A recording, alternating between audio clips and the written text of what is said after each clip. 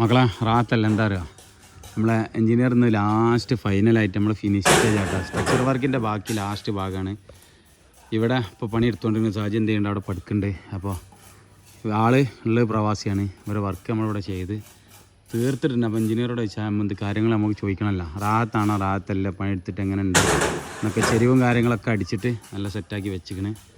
അപ്പോൾ സാറേ അസ്സലാമു അലൈക്കും, എങ്ങനെയുണ്ട് നമ്മളെ വർക്ക്?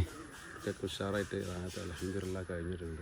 ഉണ്ട് നമ്മൾ പറഞ്ഞ പോലെ വർക്കുകളുടെ പ്രകാരം ഞങ്ങൾ ആ വർക്കുകളൊക്കെ ചെയ്തിട്ടുണ്ട്. കുഴപ്പം കാണുന്നില്ല. ഇനിയിപ്പോൾ ഈ ലാസ്റ്റ് ഫിനിഷ് ചെയ്തിട്ട് ഇന്ന് പറഞ്ഞാൽ ഞങ്ങളെ ഓൾമോസ്റ്റ് വർക്ക് ഏകദേശം കഴിഞ്ഞ് തുടങ്ങി. ഇന്നത്തെ ഇനിയിപ്പോൾ എന്താണ് ബാലൻസ് ഉള്ളത്? നമ്മളെ ബോർഡ് അടിക്കുക, പിന്നെ റാക്കുകൾ വർക്ക്, ബാക്കിൽ പാരപ്പറ്റ് ഇട്ടുക, ഇവിടെ സ്റ്റെപ്പ് ഇടുക, പുറത്ത് കറങ്ങാനുള്ള സ്റ്റെപ്പ് ഇടുക, ചാരുപടി അതിൻ്റെ സ്ലാബ് വർക്ക് ചെയ്യാണ്ടല്ലേ? അതെ. ഓക്കെ.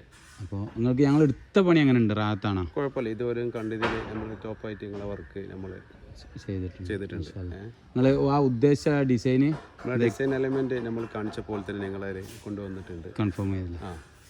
നമ്മൾ കാണിച്ചത് പോലെ ചെയ്തിട്ടുണ്ട്. നമ്മൾ ഹൈറ്റ് അതുപോലെ. അപ്പോൾ ചിലവർക്ക് ഒരു സംശയം ഉണ്ട്, എന്താ പറയുക, സ്ലാബിന്റെ പ്രൊജക്ഷന് പറഞ്ഞ പോലെ തന്നെ നമ്മൾ 3D പോലെ തന്നെ നമ്മളെ മെഷർമെന്റ് അനുസരിച്ച് നിങ്ങളത് ചെയ്തിട്ട് ഒരു സെന്റിമീറ്റർ പോലും കുറക്കാതെ തന്നെ ചെയ്തിട്ടുണ്ട്. അതാണ് നമ്മളെ കാഴ്ചയിൽ കാണുന്നത്.